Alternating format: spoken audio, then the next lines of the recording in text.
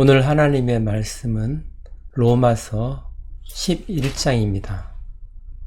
로마서 11장 11절부터 24절까지의 말씀입니다. 로마서 11장 11절부터 살펴보도록 하겠습니다. 로마서 11장 11절 그러므로 내가 말하노니 그들이 넘어지기까지 실족하였느냐? 그럴 수 없느니라. 그들이 넘어짐으로 구원이 이방인에게 이르러 이스라엘로 시기나게 함이니라. 그러므로 내가 말하노니 이스라엘이 넘어지기까지 실족하였느냐 말씀합니다. 이 말씀은 이스라엘이 넘어져서 완전히 멸망을 받았느냐 라는 것입니다. 이스라엘이 넘어져서 일어날 수 없는 상태가 되었느냐 라는 것입니다. 그럴 수 없느니라 말씀합니다. 그럴 수 없다는 것입니다.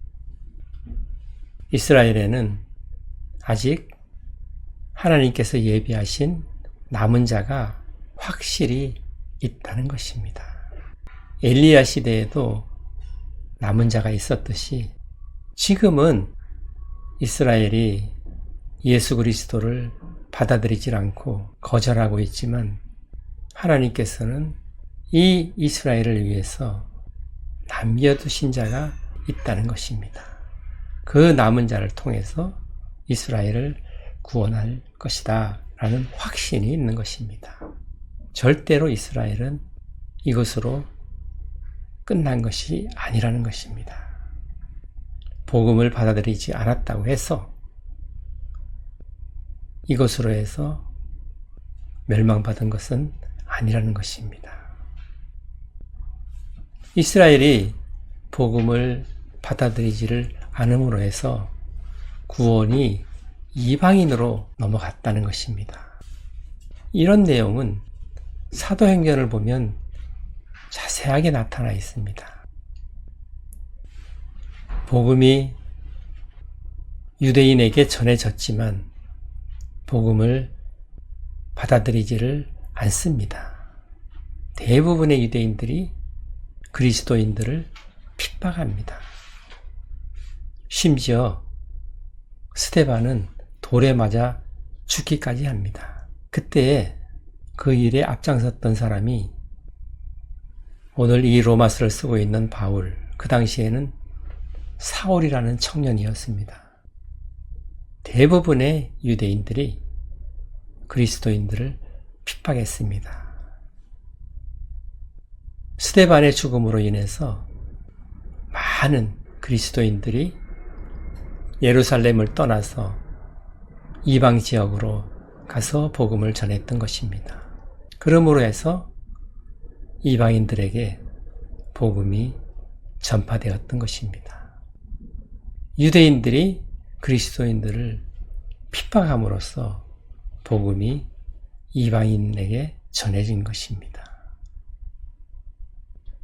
오늘 11절에서는 이스라엘로 시기나게 함이리라 라고 말씀합니다.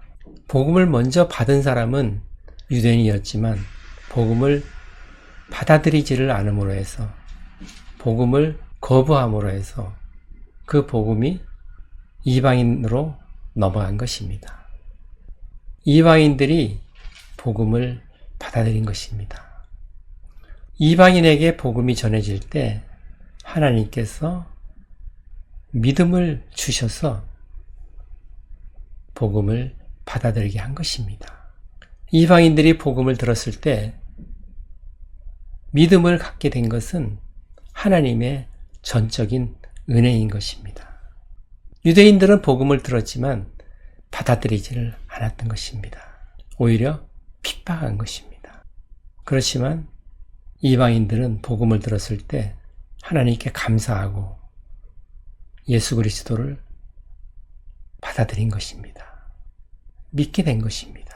그것은 전적으로 하나님의 은혜인 것입니다. 그러므로 해서 유대인들이 시기나게 된 것입니다.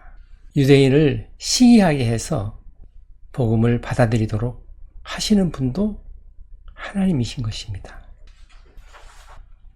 구원에 대한 모든 것은 하나님의 은혜인 것입니다. 식이 나게 하는 분도 하나님이시고, 복음을 들었을 때 믿을 수 있게 하시는 분도 하나님이십니다. 오직 하나님의 은혜로 믿음을 가질 수가 있는 것입니다. 믿음도 하나님의 은혜입니다. 선물인 것입니다. 12절을 보십니다. 그들의 넘어짐이 세상의 풍성함이 되며 그들의 실패가 이방인의 풍성함이 되거든 하물며 그들의 충만함이리요. 예. 그들의 넘어짐이 세상의 풍성함이 된다는 것입니다. 그들은 유대인을 말하는 것입니다. 이스라엘을 말하는 것입니다. 이스라엘이 넘어짐으로 해서 세상이 풍성하게 되었다는 것입니다. 그리고 이스라엘이 실패함으로 이방인들이 풍성하게 되었다는 것입니다. 같은 말입니다. 이스라엘이 넘어짐으로는 예수님을 받아들이지 않는 것을 말합니다. 예수님을 거부함으로 세상은 오히려 풍성하게 되었다는 것입니다. 오히려 복음이 이방 지역으로 넘어가서 이방인들이 복음을 받아들이게 되었다는 것을 말씀하는 것입니다. 유대인들의 실패로 이방인들이 풍성하게 되었다는 것입니다. 유대인들이 실패했음에도 불구하고 이방인들이 풍성하게 되었다면, 세상이 풍성하게 되었다면, 이스라엘이 충만하게 되었다면 어떻게 되겠느냐 하는 것입니다. 이스라엘이 충만하게 된다면 이 세상은 더욱더 풍성하게 되지 않겠느냐 하는 것입니다. 그 다음 절을 보십니다. 내가 이방인인 너희에게 말하노라. 내가 이방인의 사도인 만큼 내 직분을 영광스럽게 여기노니. 네, 내가 이방인인 너희에게 말한다고 말씀합니다. 지금 이 로마서는 로마에 있는 교회에 보내는 편지입니다. 이 로마 교회에는 이방인들이 많이 있다는 것을 알 수가 있습니다. 이방인 그리스도인들이 많이 있다는 것입니다. 그들에게 특별히 말을 한다는 것입니다. 나는 이방인의 사도이고 그것을 영광스럽게 생각한다는 것입니다. 그러면서 이제 말을 시작을 합니다. 로마 교회에 있는 이방인 그리스도인들에게 말을 하면서 먼저 자기와 이방인 그리스도인들 간의 관계에 대해서 말을 합니다. 나는 이방인의 사도라는 것입니다. 나는 그 직분을 영광스럽게 생각하는 사람이라고 얘기를 하면서 이제 말을 이어가는 것입니다. 그 다음 절을 보십니다. 이는 혹 내 골육을 아무쪼록 시기하게 하여 그들 중에서 얼마를 구원하려 함이라. 네. 사도 바울은 유대인의 구원에 대해서 지대한 관심이 있습니다. 어떻게 해서라도 유대인을 구원하고 싶은 것입니다. 사도 바울은 유대인의 얼마라도 식이 나게 해서 구원에 이르도록 하는 것이 사도 바울의 바람인 것입니다. 그 다음 절을 봅니다. 그들을 버리는 것이 세상의 화목이 되거든 그 받아들이는 것이 죽은 자 가운데서 살아나는 것이 아니면 무엇이리요? 예. 하나님께서 이스라엘을 버린 것이 세상의 화목이 되었다고 말씀합니다. 하나님께서 버리셨다기보다는 이스라엘이 예수 그리스도를 거부함으로 이스라엘이 하나님을 떠난 것입니다.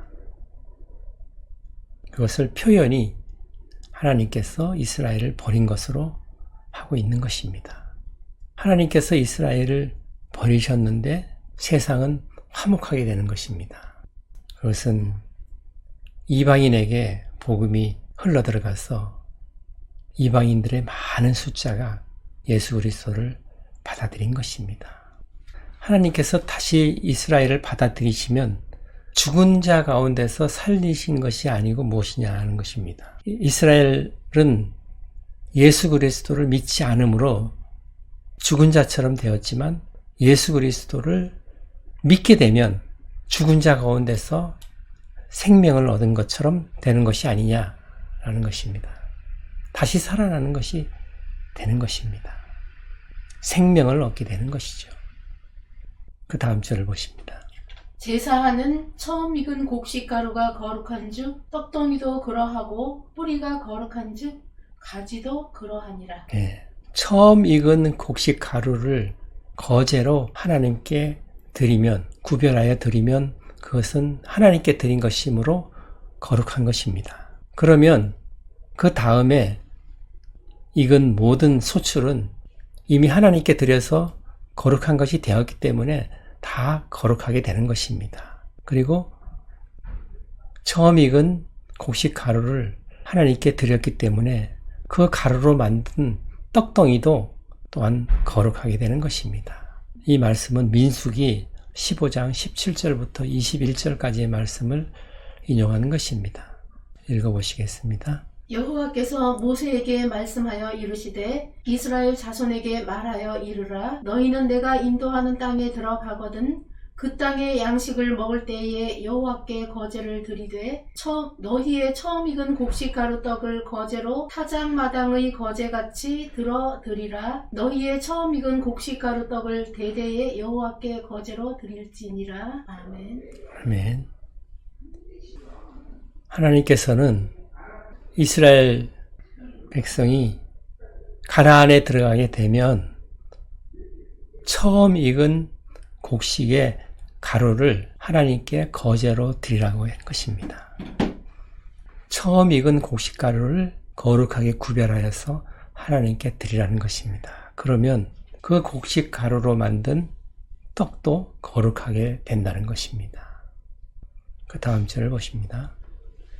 또한 나무 얼마가 꺾이었는데 돌 감람나무인 내가 그들 중에 접붙임이 되어 참 감람나무 뿌리에 진액을 함께 받는 자가 되었은즉. 네, 감람나무 가지 얼마가 꺾였다고 말합니다. 이 감람나무 가지 얼마는 참 감람나무를 말하는 것입니다. 이스라엘 자손을 말하는 것입니다. 이스라엘을 말하는 것입니다. 참 감람나무 가지 얼마가 꺾였다는 것입니다. 그 꺾인 자리에 돌 감람나무인 내가, 그러니까 이방인, 돌 감람나무인 이방인이 접붙여졌다는 것을 말씀하고 있습니다. 접붙여져서 참 감람나무 뿌리의 진액을 함께 나누게 되었다고 말씀하는 것입니다. 참 감람나무 뿌리의 진액을 함께 받게 되었다는 것입니다.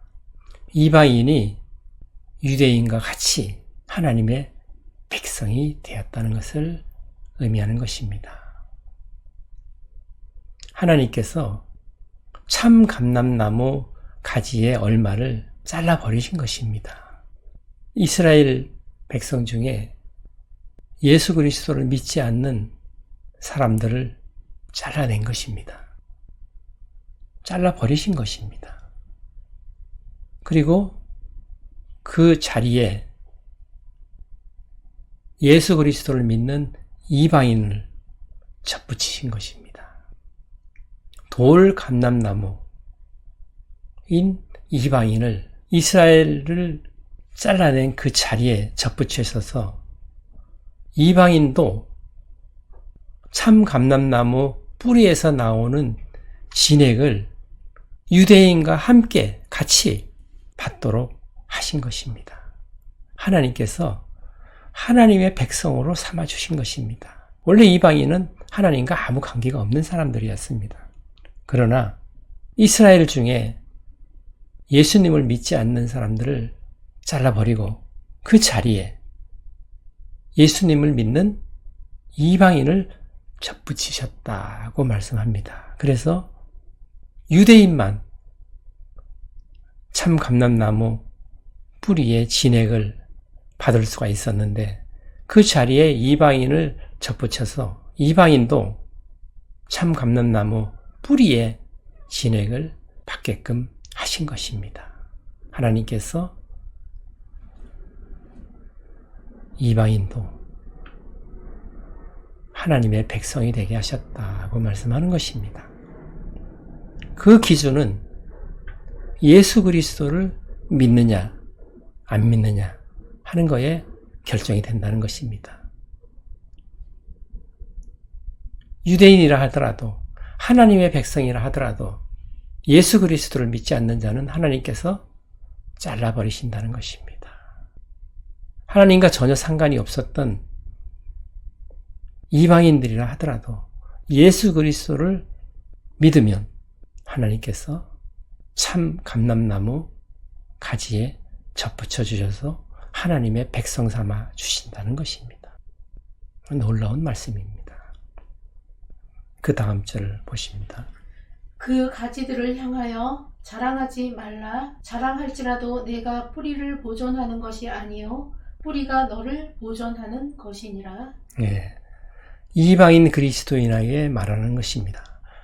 이방인 그리스도인들이 참 감람나무 가지에 접붙여졌다고 해서 자랑하지 말라는 것입니다.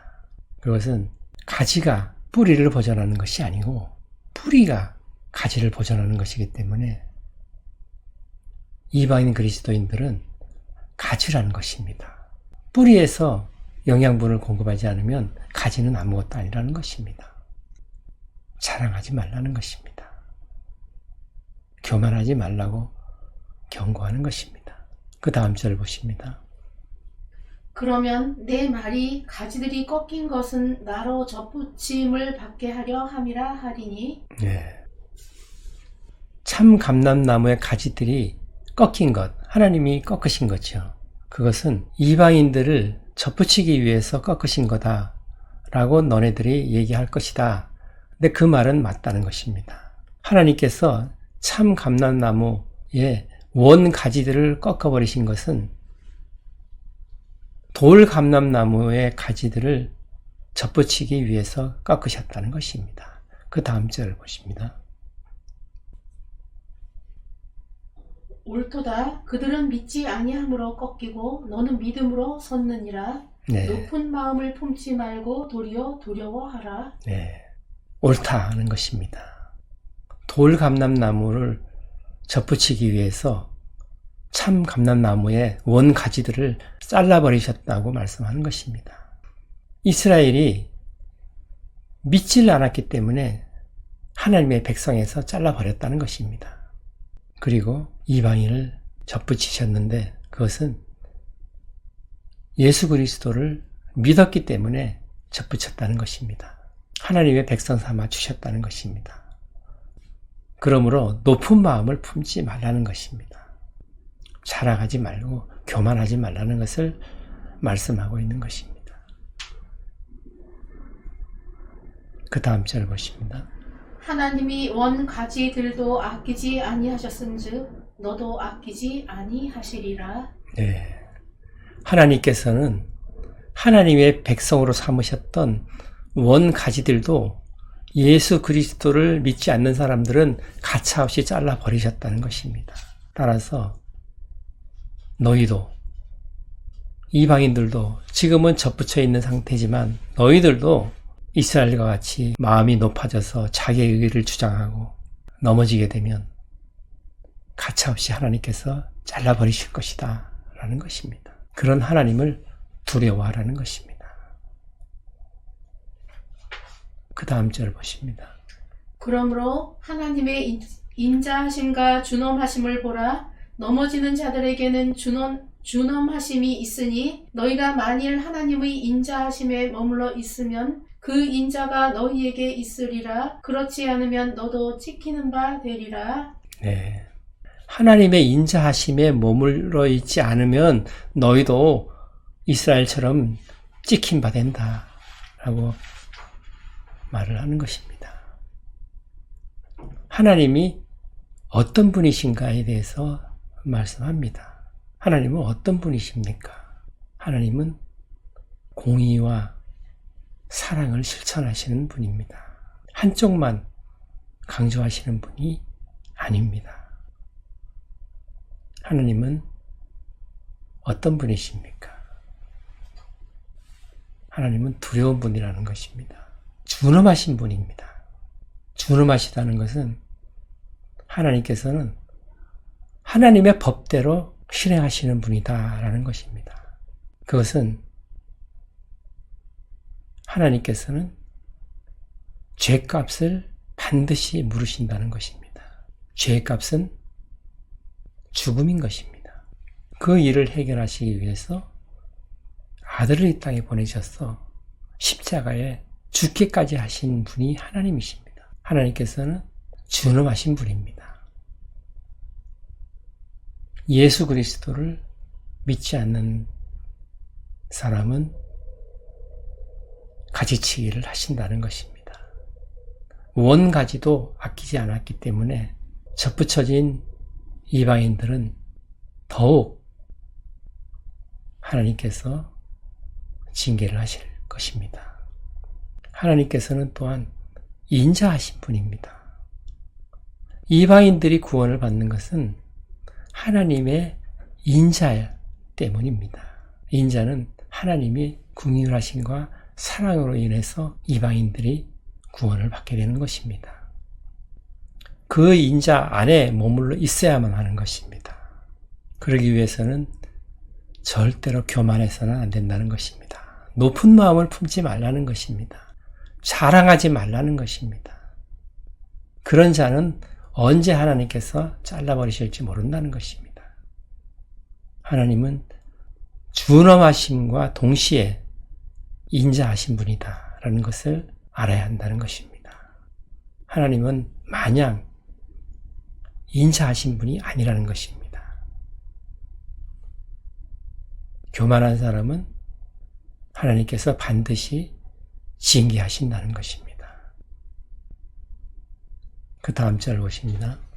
그들도 믿지 아니하는데 머무르지 아니하면 접붙임을 받으리니 이는 그들을 접붙이실 능력이 하나님께 있음이라. 네, 말이 좀 어렵습니다. 그들도 믿지 아니하는데 있지 않으면, 그러니까 그들은 이스라엘인입니다.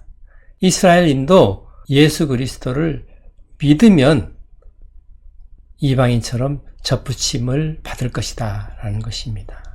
하나님께서는 그럴 능력이 있는 분입니다. 그래서 이방인들을 접붙이신 것입니다. 가지를 잘라내시기도 하고 접붙이시기도 하는 분은 하나님이신 것입니다. 가지들은 스스로 접붙여질 수도 없고 스스로 구원에 이를 수가 없는 것입니다.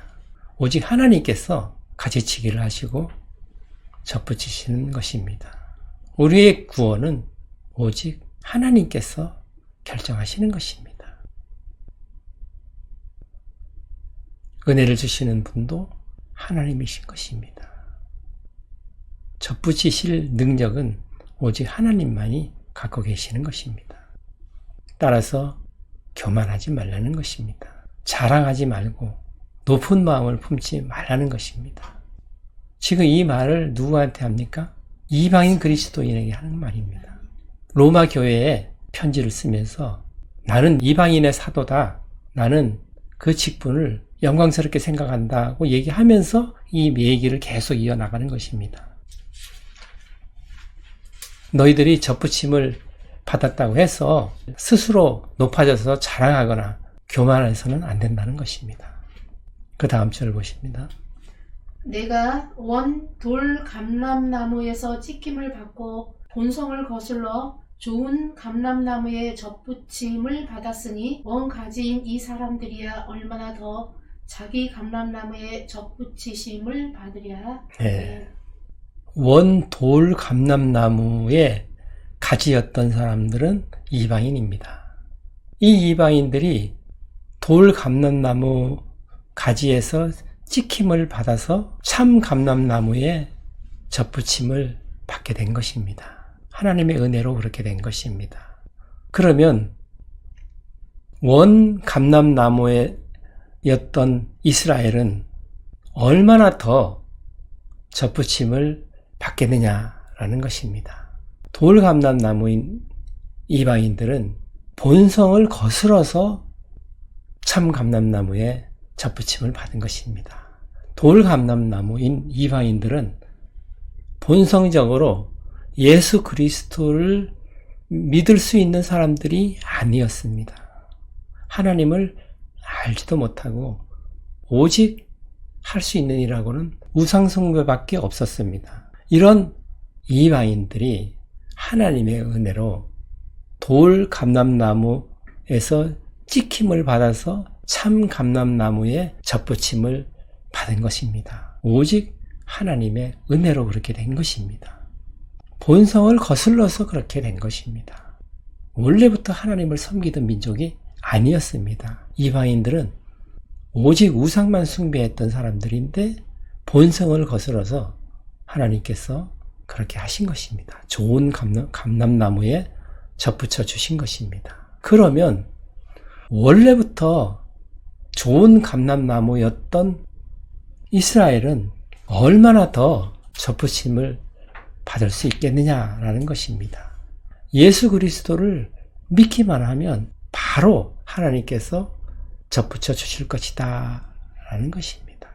사도 바울은 그런 간절한 소망을 갖고 있는 것입니다. 왜냐하면 하나님께서 남겨두신 자가 있기 때문에 그런 것입니다. 이스라엘의 구원을 위해서 남겨두신 자가 있고 그 남은 자를 통해서 하나님께서는 반드시 자기 동족을 구원하실 것이다 라는 확신이 있는 것입니다. 사도 바울은 오늘 말씀을 통해서 이방인이 본성을 거스러서 예수님을 알지도 못했던, 하나님을 전혀 알지도 못했던 이런 사람들이 하나님의 은혜를 받아서 예수님을 믿게 되어서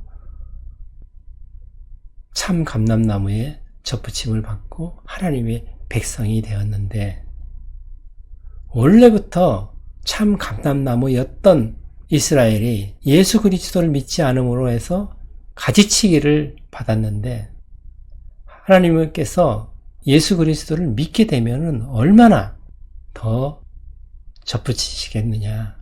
그러면 원가지였기 때문에 접붙임을 받으면 잘 자라게 되고 좋은 열매를 맺게 될 것이라는 것입니다. 원가지였기 때문에 그런 기대와 소망을 가지고 말씀을 하는 것입니다. 사도 바울은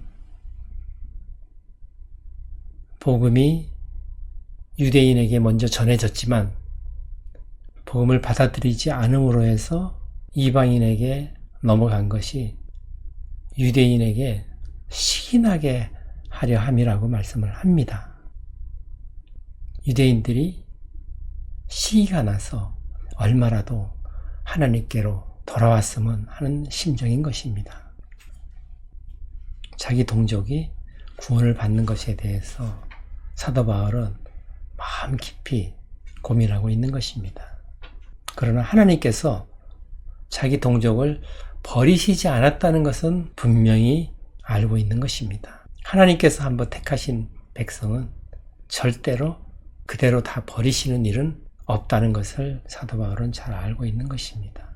그러나 구원은 오직 하나님께 달려있다는 것을 알고 있는 것입니다.